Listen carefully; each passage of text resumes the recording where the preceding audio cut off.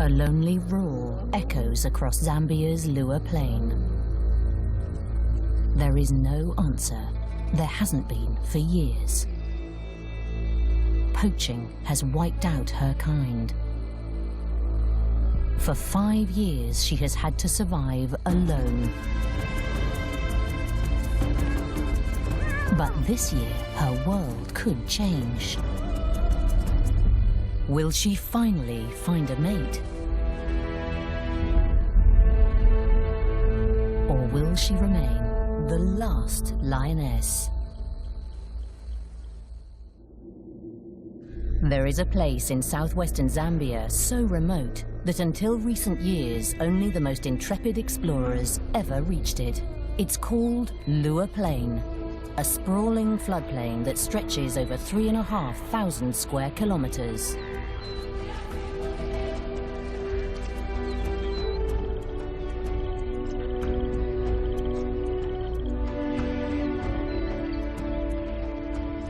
In the heart of this isolated wilderness lives one lonely lioness.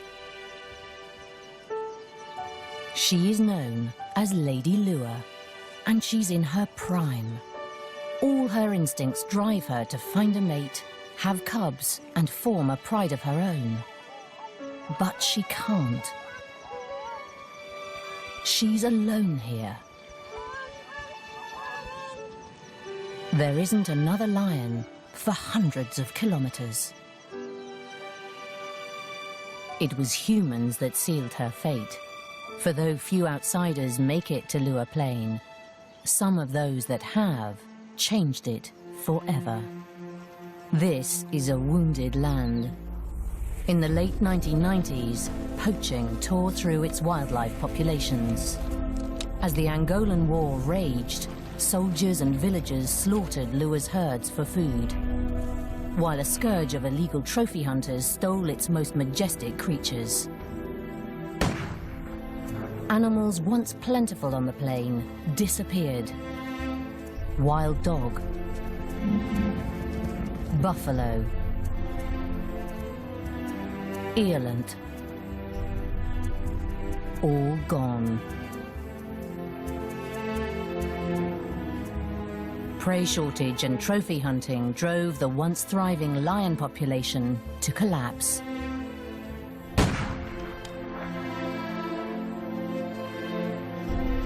Today, the last of Lua's lions stare out of glass eyes as they decorate the homes of trophy hunters worldwide.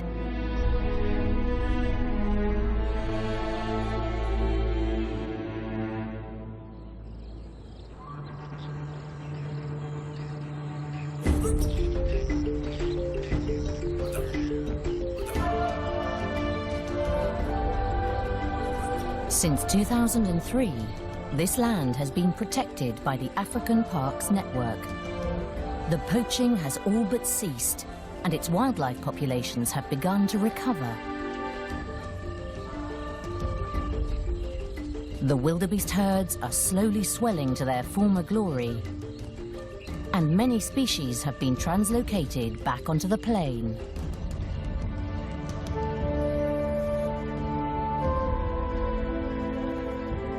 But of the lions, only one remains.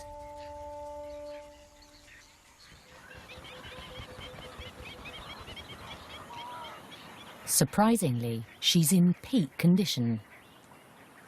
The scar next to her fly-bitten nose and a healed gash on her shoulder are the only clues to the battles she has faced.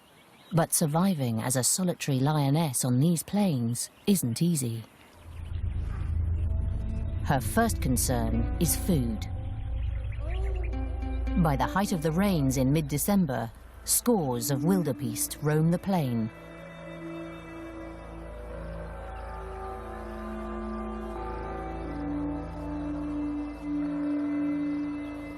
In the dense grasslands, Lady is all but invisible.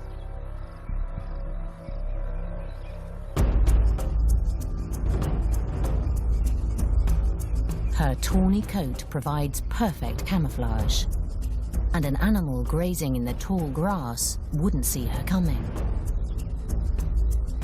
But wildebeest prefer short grass.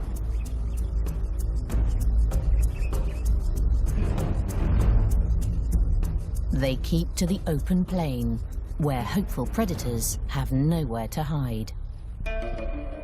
Usually, lions hunt in teams that can surround prey and drive it into an ambush. Lady has no such advantage. She must stalk her prey alone, in plain sight.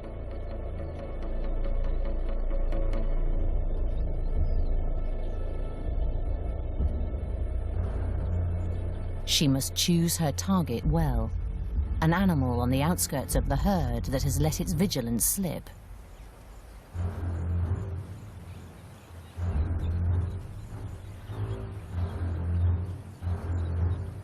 Wildebeest warn each other of danger, so she must approach unseen by the entire herd. Just one glance in her direction, one snort of alarm, will ruin the hunt.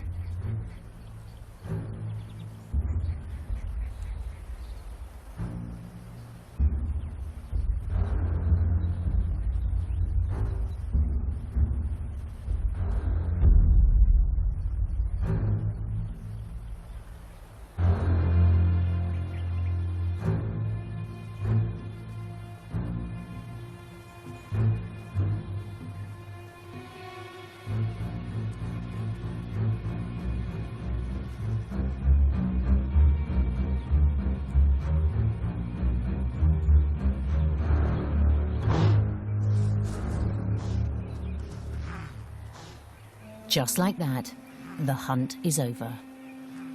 With the herd's vigilance peaked, it's not worth another try. Without the support of a pride, Lady Lure must succeed the first time, or go hungry.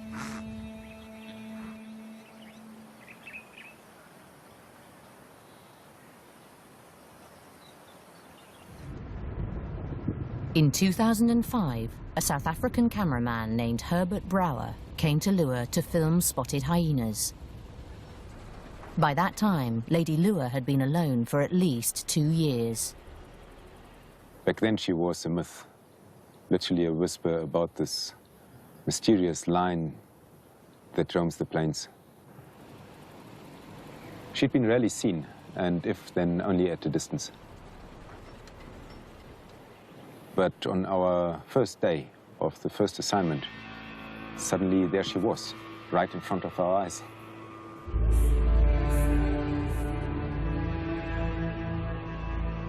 Herbert is one of the very first outsiders to see her and confirm that she is alive and healthy. It's early November, the start of the wet season, and a fearsome storm approaches.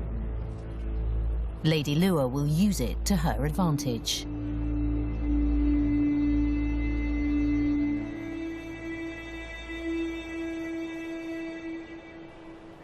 As Herbert watches, the hunt begins.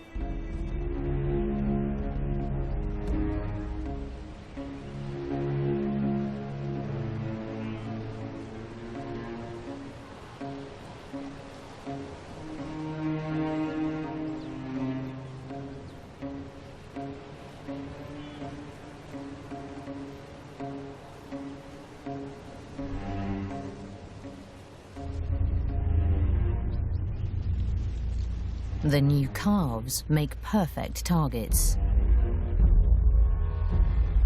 Lady Lure eats alone. She doesn't need a big kill.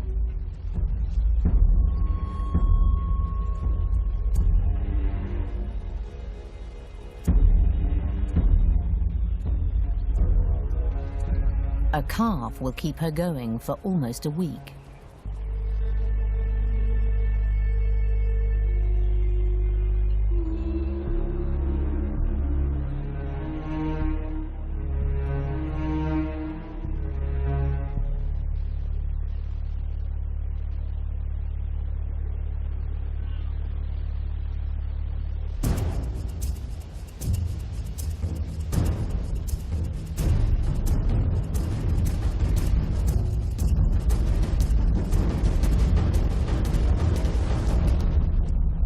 It's an extraordinary long-distance sprint for a lioness. Over 100 meters at full speed.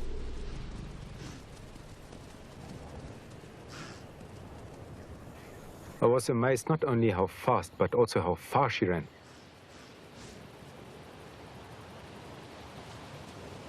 But that night I also came to realize that hunting is certainly not the only challenge she faces here on the plain.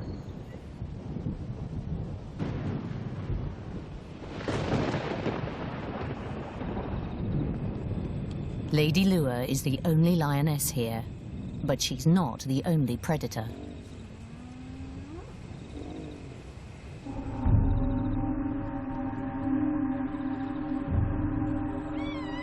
Spotted hyenas are prolific in Lua, an ever-present threat once night has fallen. They approach from all sides, drawing Lady away from her kill.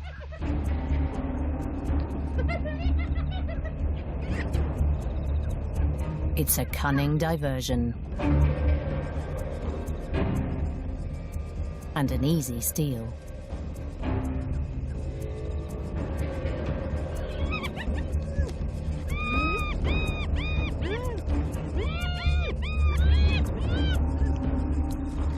Crucial seconds pass before she realizes that her kill is lost, yet she doesn't fight back.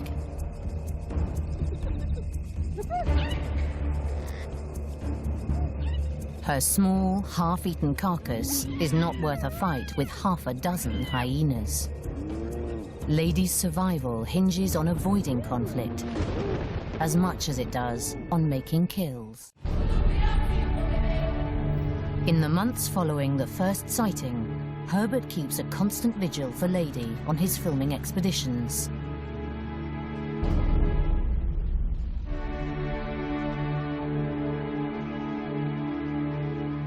At first, we only saw her at a distance. But after a few weeks, she became more comfortable with us. Sometimes she even seemed to be excited to see us and left whatever she was busy with and came towards us.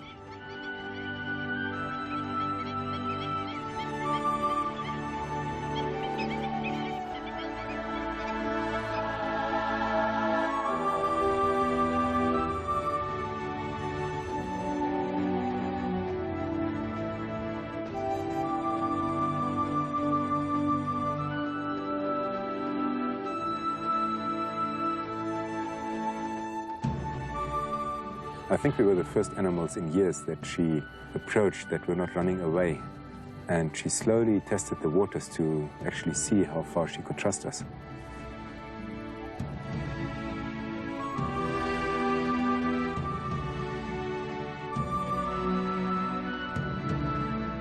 One day, on Herbert's third assignment in Lua, Lady does something unexpected.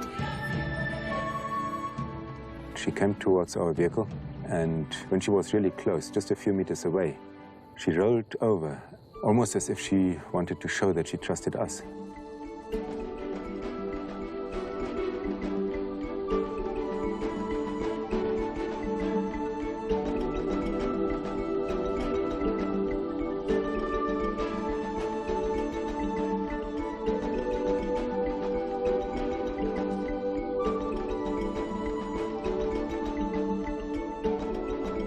From this day on, Lady Lua's affectionate behavior becomes commonplace, and rolling becomes her greeting.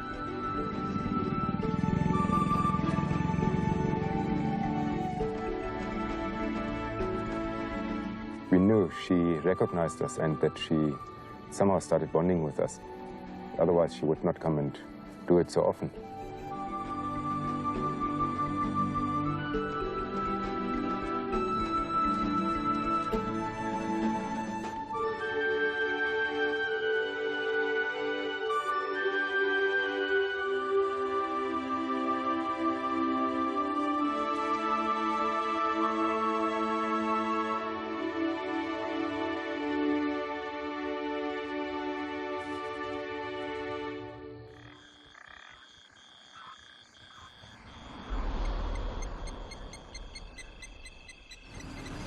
Sometimes, Herbert finds Lady near their camp at night when the crew sets out to film. She allows them to follow close behind her as she roams the plain. On one such night, Lady leads the crew to a pan where a wildebeest cow is straining through a difficult birth. The calf seems stuck in the birth canal, and the cow can no longer stand.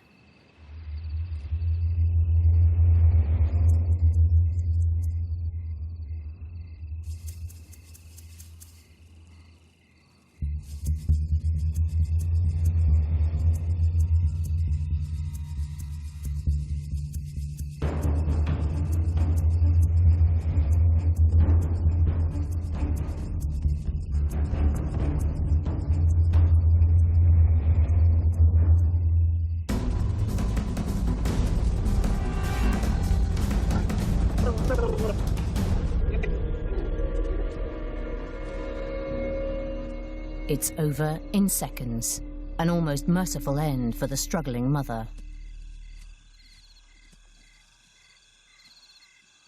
This is a big kill for Lady. It will feed her for days.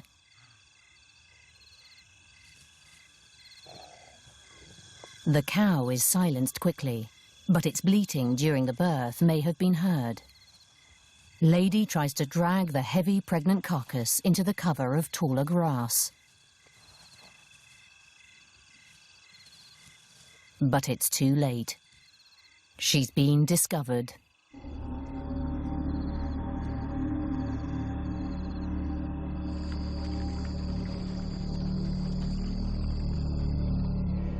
Elated with the easy kill, Lady toys with the carcass like a kitten, oblivious to the threat that closes in around her.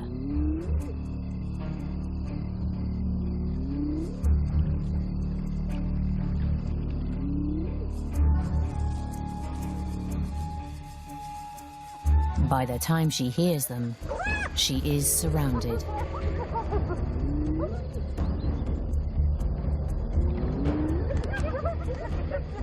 Ominous calls lure her away from the kill once again.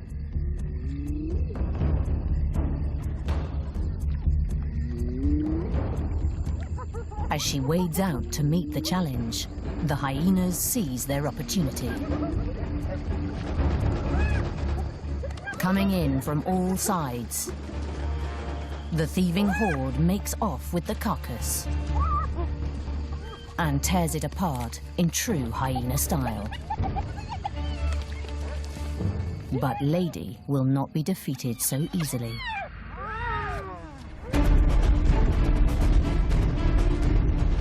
Unlike the calf, this kill is worth a fight. She may be alone, but she is still a large, fearsome lioness. It's 12 hyenas to 1, but despite their numbers, the hyenas cower.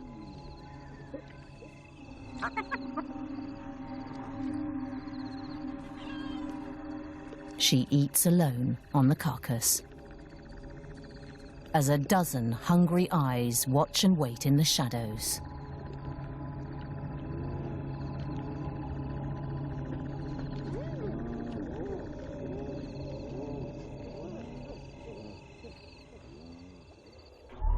Over the years of filming, Herbert came to learn that Lady's relationship with the hyenas changes with the seasons. By August, the grasslands are tinder dry and the pans parched and cracked. All life strains against the drought.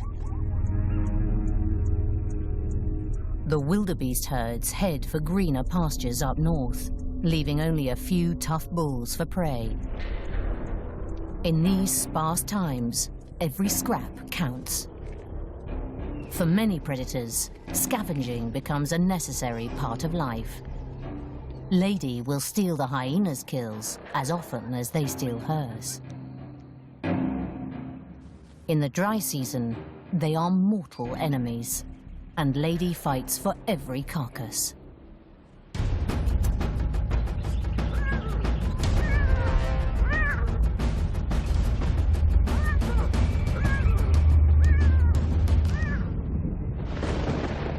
But when the rains come in November, everything changes.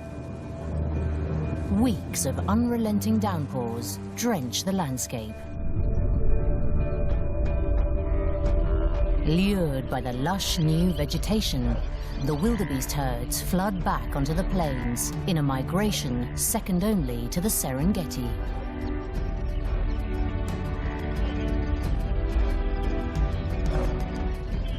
Calves are born by the hundreds, and prey abounds. Lady thrives in the wet season, killing so often that hunting becomes more a sport than a necessity.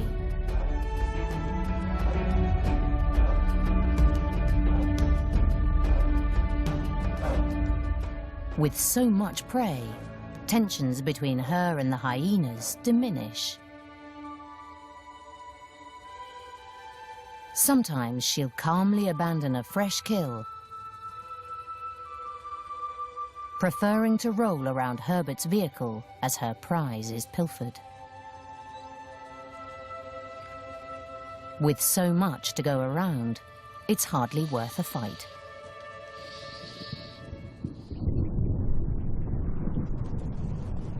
But by January, things change once again. The rains reach their climax, and the plain disappears underwater.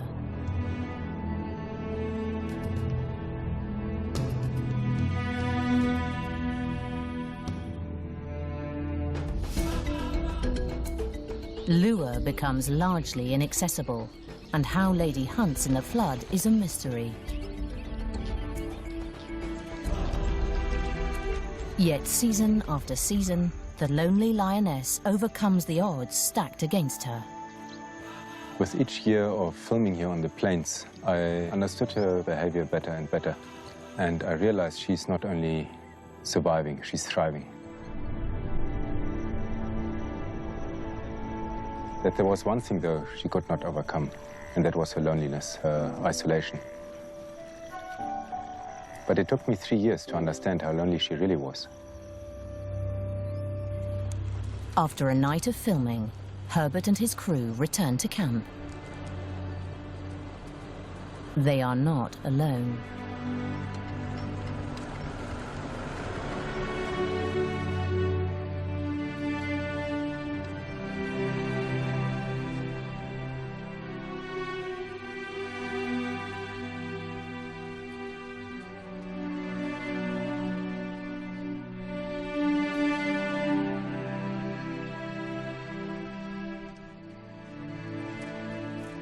As Herbert walks through camp in the dark, he hears a movement in the trees.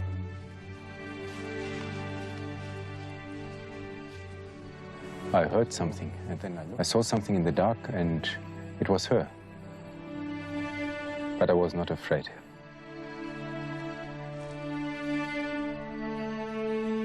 I knew somehow that she was not there to do us any harm, or that she did not come to hunt.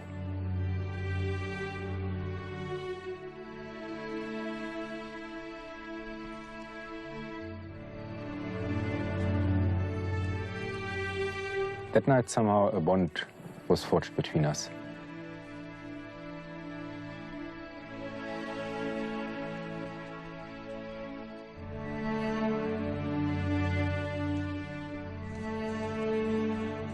Since then, she's come into camp every other night. Most wild lion prides avoid contact with people, but it seems that Lady Lure's isolation drives her to seek human company. We never fed her, and there was nothing for her to scavenge on. So there was no other reason for her to visit us other than for companionship. It is amazing to think that a completely wild animal that has been harassed and her pride been massacred by us trusts us and somehow makes that move. Just absolutely amazing.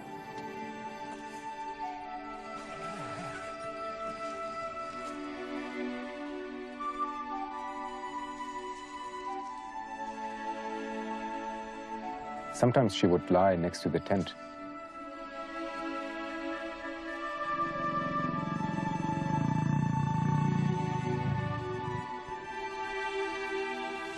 fall asleep and listen to her purr.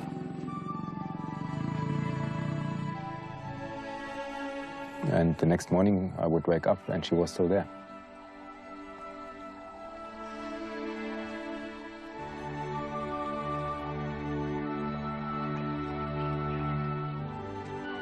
It was really amazing to experience this mutual trust with a completely wild predator that had only bad experience with human beings.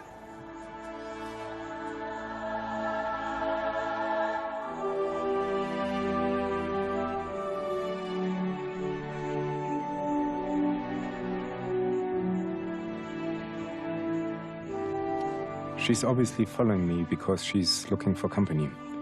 She's alone.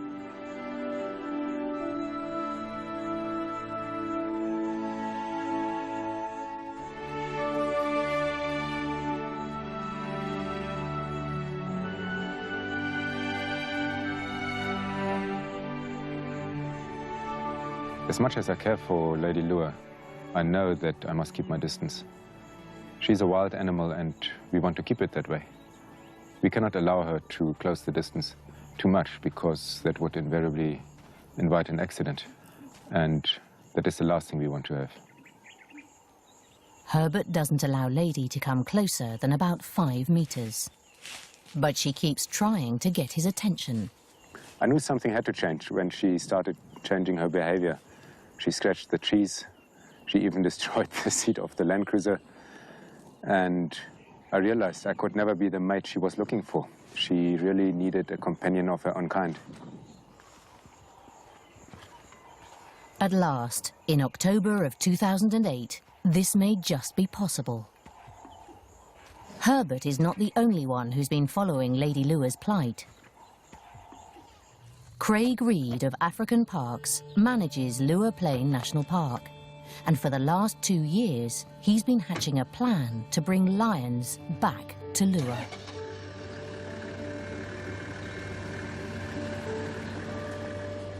One of the primary objectives of African Parks managing national parks in Africa is to rehabilitate the natural processes which have always taken place in the parks. Lions have always been a very important part of the processes here, and for that reason we felt it was very important to bring them back. I think Lady Lua has become a special character, and it's going to be fantastic for her to relinquish that character status and just become a normal lion again. For me, that's what's most important about this whole process. Before a male can be brought in, Lady Lua must be collared so that the African Parks team can find her if anything goes wrong during the translocation.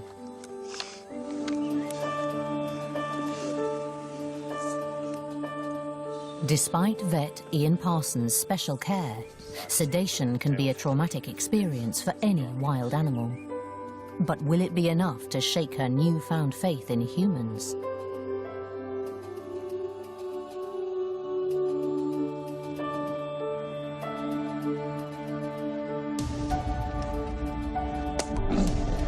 The shot is perfect. The team must move quickly.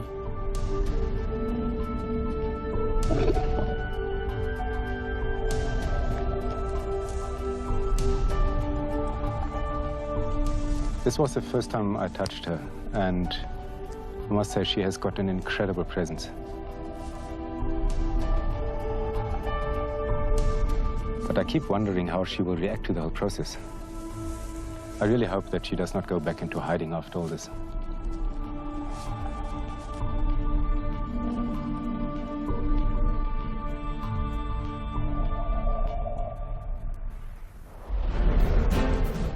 With Lady collared, the 450-kilometer journey to Kafui to find an eligible male begins. After days of searching, they find a perfect target. Young, healthy, and looking for a pride of his own.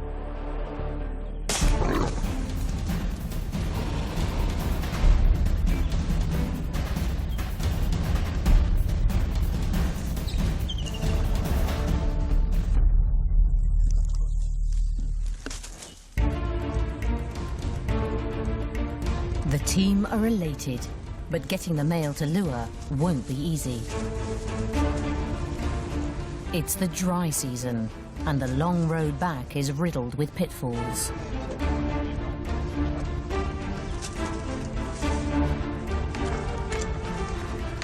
Yeah, great. We've got the line. Now it's 8 hours, 10 hours to lure. Hopefully everything's going well on the pontoon. And then new life, new pride. She won't be the last lioness anymore. The roads are rough, the temperature's searing, and the lion must be sedated many times before finally reaching the enclosure in Lure.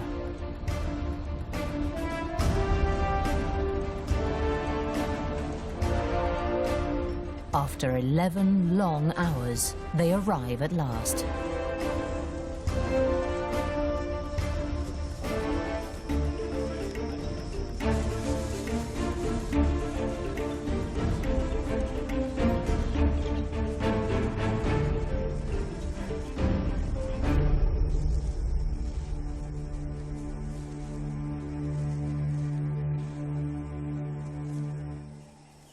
There's nothing left to do but make the lion comfortable, leave him a good meal, and wait for him to wake up. But something goes wrong. The lion panics as he comes around and must be sedated again. But this time, he chokes on regurgitated food. He doesn't make it. All the team can do is cremate him, so that the sedatives in his system won't poison scavenging animals.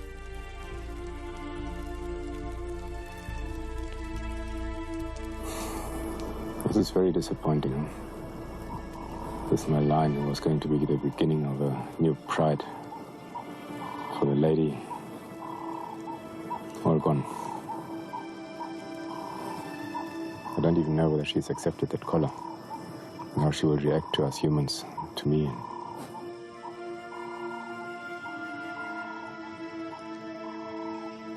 Now, let's see from here. Herbert returns to camp to continue filming, but a shadow hangs over him and the crew. He still doesn't know how Lady has reacted to the collaring and whether their relationship has changed.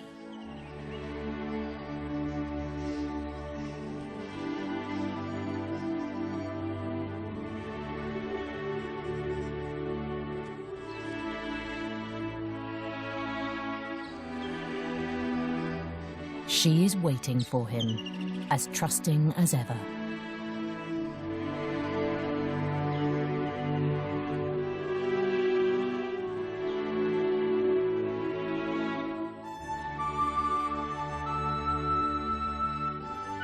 Seeing her again, I know that we cannot give up on her.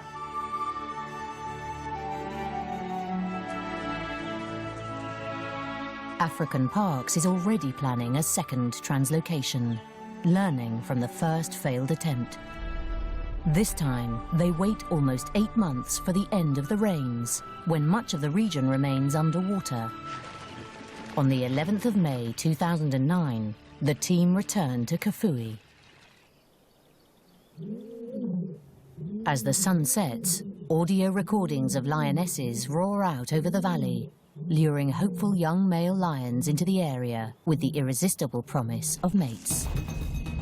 I've got 2 lions coming towards us. Okay, we heard them calling. 2 males, confirmed. This time, the team look for a coalition, 2 brothers who can support each other through the translocation process.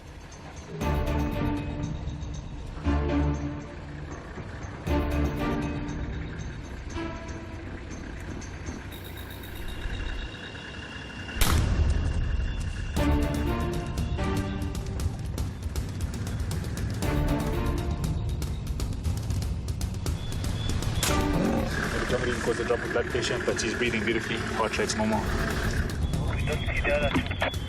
Okay, yeah, that's no problem. We'll keep an eye out on this, huh?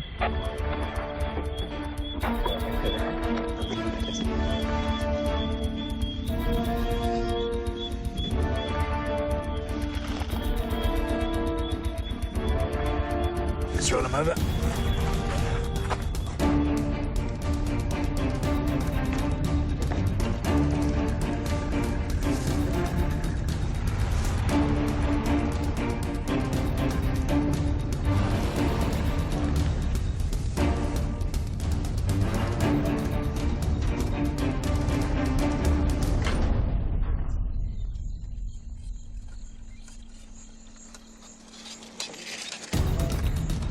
At dawn, the journey to Lua begins. It's a 5-hour truck ride to the flooded marshland that surrounds Lua Plain. And another hour by boat to Lua.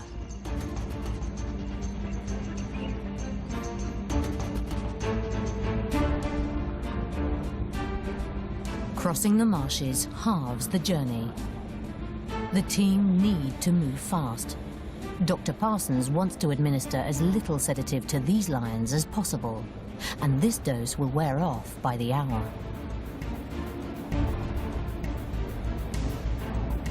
There's another advantage to the wet season. Lions have a strong homing instinct, but the high water should keep them locked in Lua for long enough to settle into a new territory.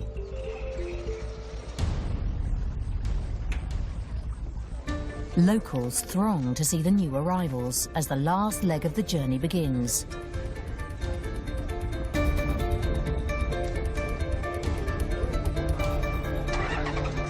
An hour-long race across Lua Plain to the enclosure.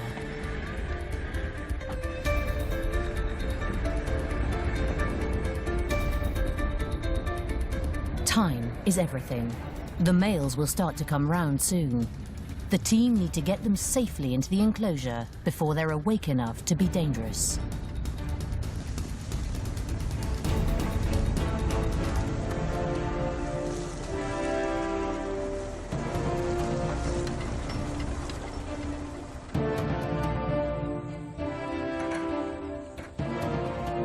Before the lions are released, one male needs to be collared so that the coalition's movements can be followed and apprehended if they make a break for home.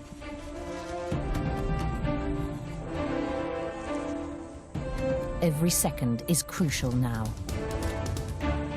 The lions are so groggy that they can barely move, but the drug-induced stupor lifts by the minute. The team move quickly and quietly to cause as little stress to the reviving lions as possible.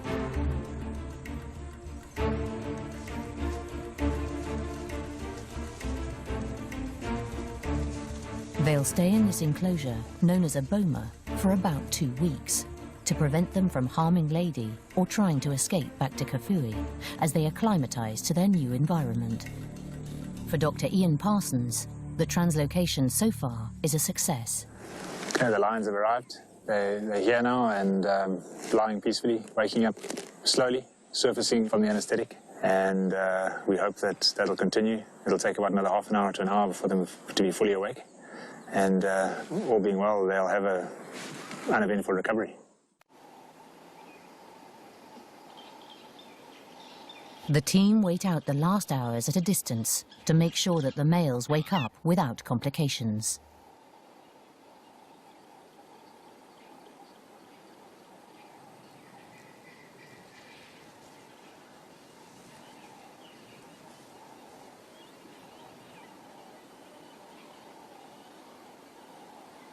The lions seem healthy and unharmed by the journey. But through the night, painful yelps resound from the enclosure. Craig sets out at first light to assess the situation.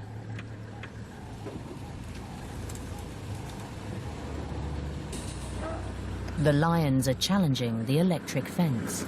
There's the one male lying down there.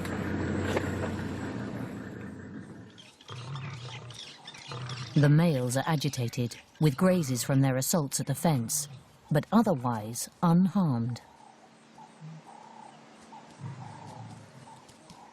As hoped, they seem to be keeping each other calm. But their cries have alerted more than just Craig. They can smell her before they can see her. Lady Lua. For the first time in over 5 years, she's heard the cries of her own kind, and she's come to investigate.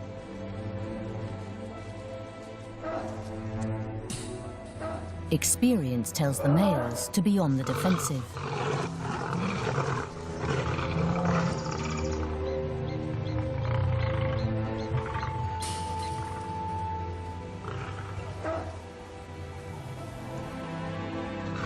Lady is uncertain of the newcomers.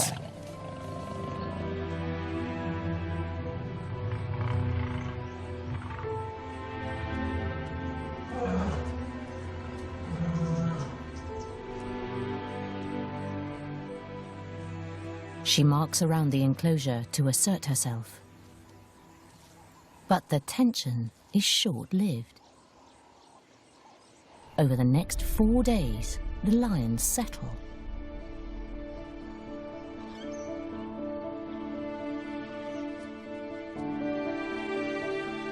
Lady stays near them day and night, leaving only to hunt.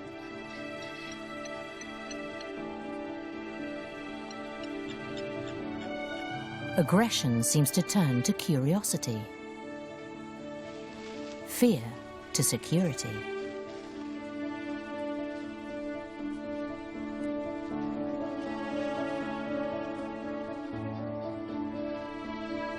They are beginning to accept each other.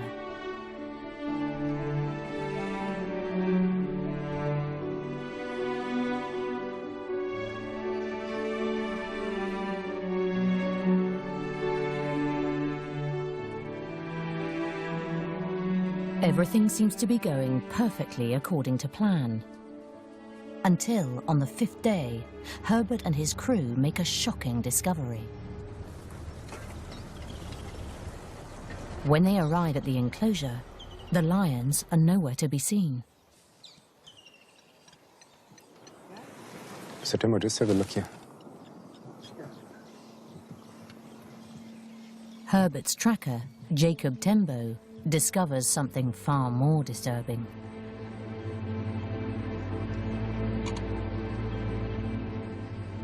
There's a hole in the fence. The guys must have gotten out there. The boys are out. Let's go. Let's go. Let's get out of here and let's have a look. Let's just go around and see whether we can maybe telemetry them or find them.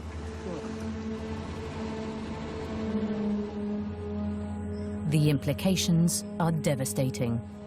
If the lions have headed north towards Angola and the collar is out of range, this could be the end of yet another translocation.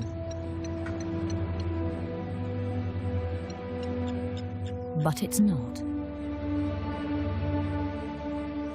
Only a few hundred meters from the enclosure, the team find Lady and the lions lying calmly, watching each other.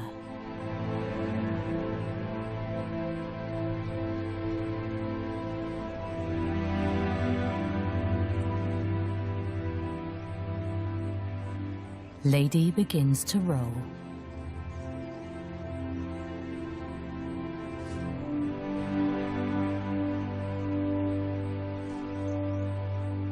But this time, it's not for Herbert.